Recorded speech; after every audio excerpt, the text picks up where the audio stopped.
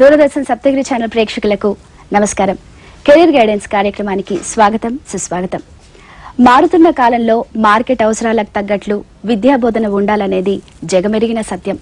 అందులో ముఖ్య పాత్ర వహించేది ఎంబీఏ.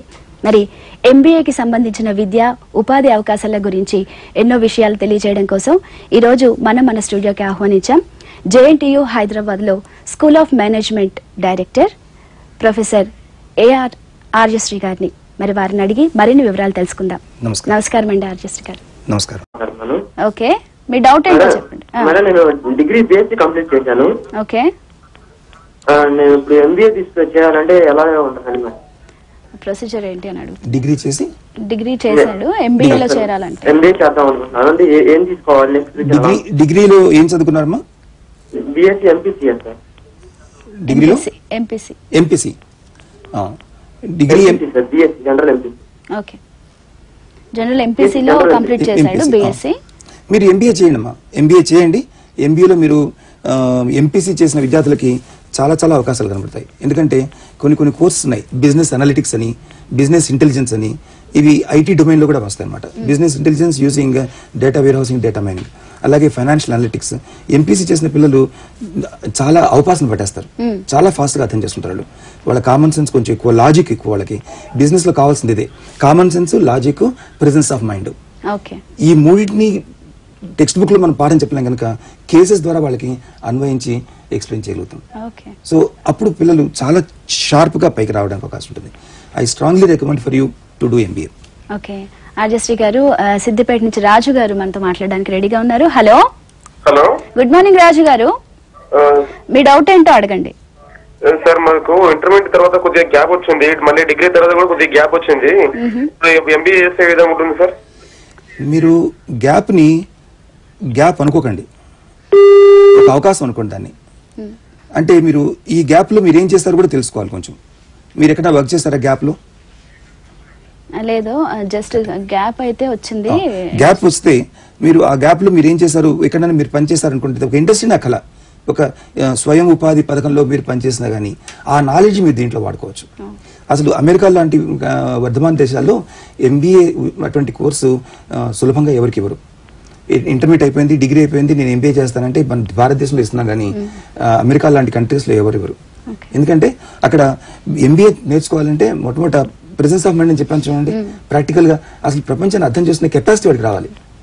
సో ఉద్యోగంలో చేసేటువంటి వ్యక్తికి ఆ నాలెడ్జ్ వస్తుంది. సో 2 సంవత్సరాల ఎక్స్పీరియన్స్ మస్ట్ అనమాట. 2 సంవత్సరాల ఎక్స్పీరియన్స్ మస్ట్. ఇక్కడ మనం because our numbers are huge, అందరికీ జాబ్లు ఉండవు కనుక అవకాశం ఉండలేదు. ఇప్పుడు కాకపోతే ఎప్పుడు నేర్చుకుంటాడనే దృక్పథంతో మనం అవకాశాలు ఇస్తున్నాం.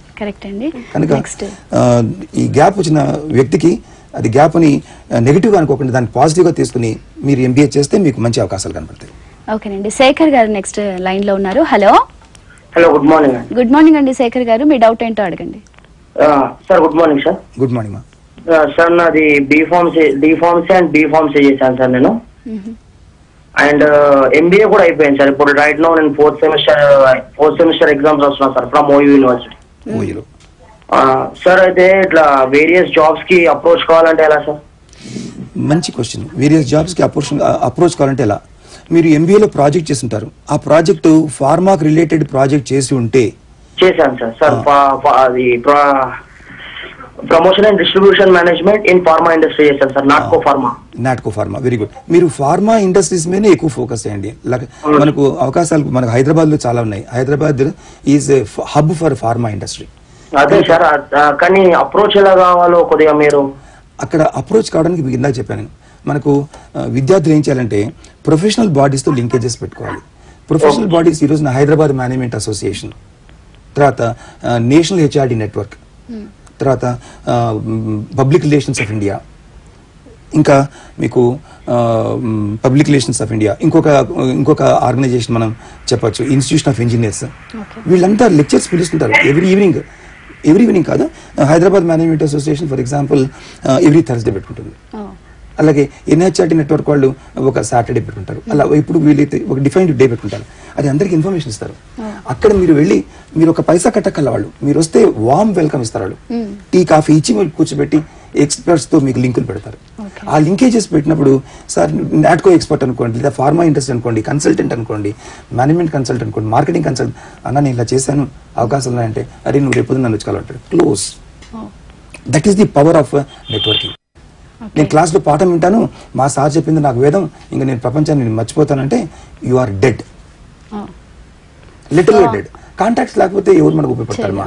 తర్వాత ఓకే, నెక్స్ట్ ఇంత చక్కగా మా స్టూడియోకి విచ్చేసి ఎంబీఏకి సంబంధించిన సమగ్ర సమాచారాన్ని మాకు తెలియజేశారు. మా ప్రేక్షకులు అడిగిన ప్రశ్నలకి చక్కగా విపులంగా సమాధానాలు చెప్పినందుకు మీకు ధన్యవాదాలండి. నమస్కారం అండి.